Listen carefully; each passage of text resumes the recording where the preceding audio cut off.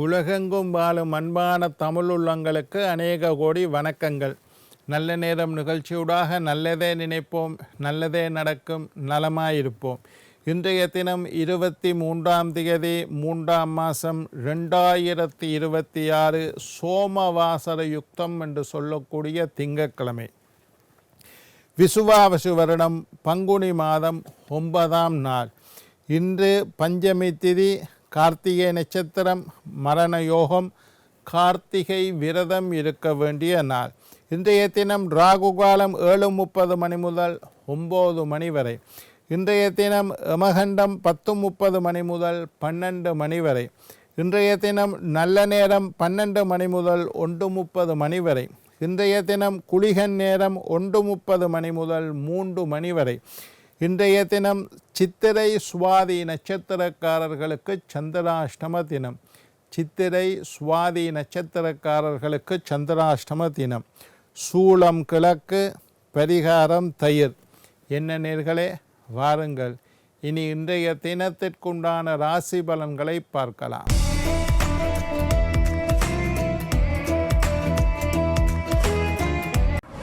மேஷம் நன்மை, ரிஷபம் பக்தி, மிதுனம் எதிர்ப்பு, கடகம் பிரீதி, சிம்மம் சுகம், கன்னி வரவு, துலாம் உயர்வு, விருச்சிகம் நட்பு, தனுசு லாபம், மகரம் முயற்சி, கும்பம் நலம், மீனம் அன்பு.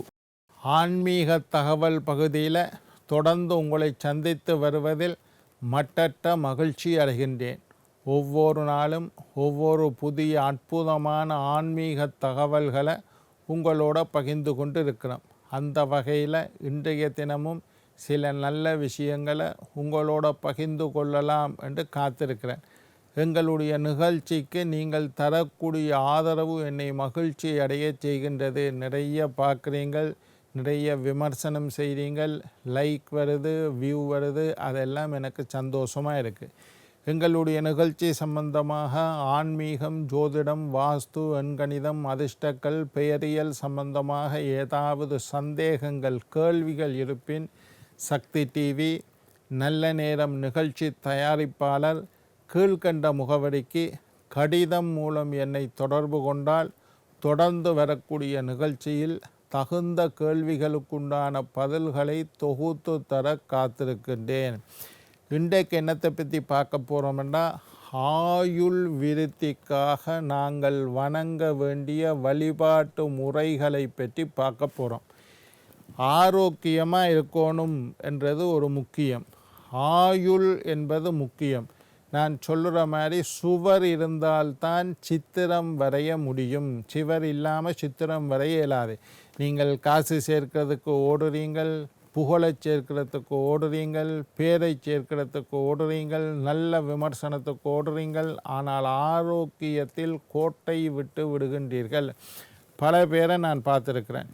கஷ்டப்பட்டு காசை சேர்த்திடுவினோம், நல்ல பேரை சேர்த்திடுவினோம், ஆனால் 50-60 வயதில் இறந்து போய்வினோம். ஆரோக்கியத்தை கவனிக்க மாட்டார்கள், உடல் பயிற்சி செய்வதில்லை. உடல் பயிற்சி ரொம்ப முக்கியம். என்ன வேலை இருந்தாலும் கொஞ்சம் நேரத்தை ஒதுக்கி உடல் பயிற்சி செய்ய வேண்டும். பெரிய ஆசனங்கள் எல்லாம் செய்யாட்டியும் சாதாரண சின்ன சின்ன யோகாசனங்கள் செய்ய வேண்டும். சின்ன சின்ன மூச்சு பயிற்சிகளை செய்ய வேண்டும். கொஞ்ச நேரமாவது தியானம் இருக்க வேண்டும். மனதை கட்டுக்குள் வைத்து கொள்ள வேண்டும். மனதை அடக்க பழகி கொள்ள வேண்டும். மனதை ஒருநிலைப்படுத்த பழக வேண்டும். மனதை இறைவன்பால் செலுத்த பழக வேண்டும். நேர்மையாக இருக்க வேண்டும். நியாயமாக நடக்க வேண்டும். ஒழுக்கமாக இருக்க வேண்டும். தேவையில்லாமல் பொய் பேசுவதை தவிர்க்க வேண்டும். இதெல்லாம் நல்ல விஷயங்கள். நல்ல எண்ணங்களை சிந்திக்க வேண்டும். மற்றவனை கெடுக்கிறத பற்றி, அடுத்தவனுக்கு நஷ்டம் விளைவிக்கிறத பற்றி, அடுத்தவனை பார்த்து பொறாமப்படுறது, போட்டி போடுறது, இதெல்லாம் உங்களுடைய ஆயுளை குறைத்து கொண்டு வந்துவிடும். சரி, எந்த சாமியை கும்பிடணும் என்றதை பற்றி பார்க்குறோம். ஆயுள் விருத்திக்காக நீங்கள் வணங்க வேண்டிய தெய்வம் எது? முதல்ல மரணமே இல்லாமல் சிரஞ்சீவியாக வாழக்கூடிய 7 பேரை பற்றி நான் சொல்லி தந்திருக்கேன் முன்னுக்கு. இன்றைக்கு இன்னொருக்கா சொல்லித்தாரேன். இந்த பூமியில் பல யுகங்கள் 4 யுகம் இருக்குது. இப்போ கலியுகம். பல யுகங்களாக வாழ்ந்து வரக்கூடிய 7 பேர் இருக்கிறோம். அவையில்தான் சிரஞ்சீவி என்று சொல்கிறது. அந்த சிரஞ்சீவிகள் 7 பேரும் மரணமில்லா பெருவாழ்வு வாழ்ந்து வருகின்றார்கள்.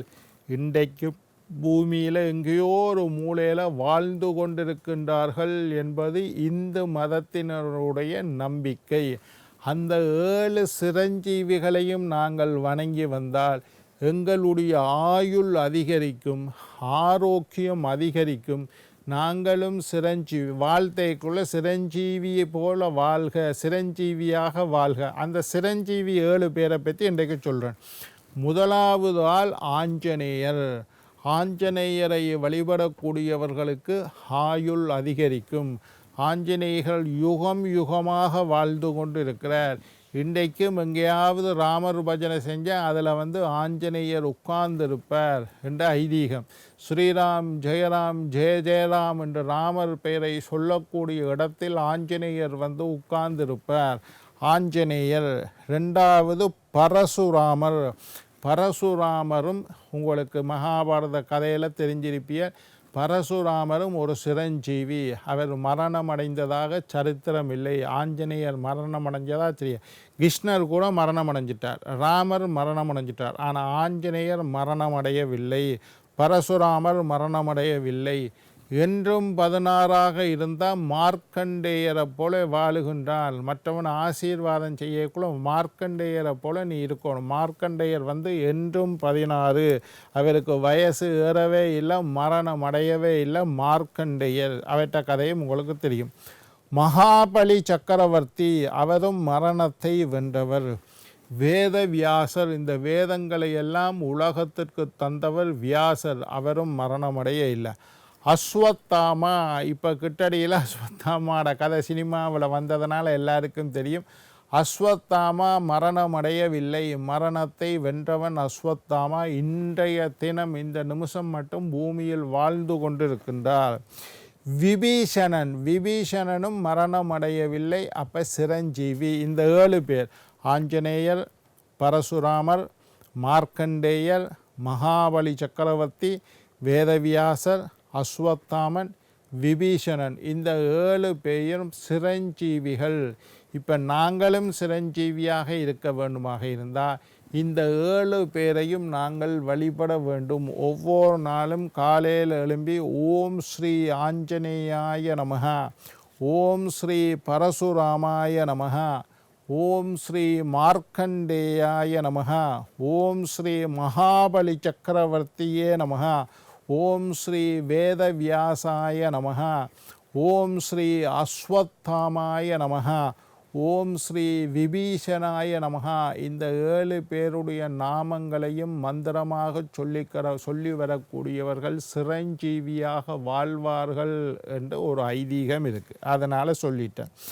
இப்போ பிரம்மாவை கும்பிடுறதும், பிரம்மாவும் சிரஞ்சீவியானவர். பிரம்மா தான் எங்களை எல்லாம் படைத்தவர். எங்களை எல்லாம் படைத்த பிரம்மாவை கும்பிட்டு வந்தாலும் நாங்கள் ஆயுளோட ஆரோக்கியத்தோடு வாங்கலாம். ஓம் ஹிரண்யகர்ப்பாய நமஹ. அந்த மந்திரத்தை தனியாக சொல்லணும்.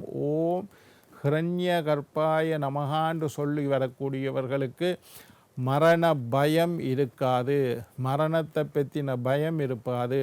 அவர்களுக்கு மரணம் அவர்களை கண்டால் பயந்து ஓடிவிடும்.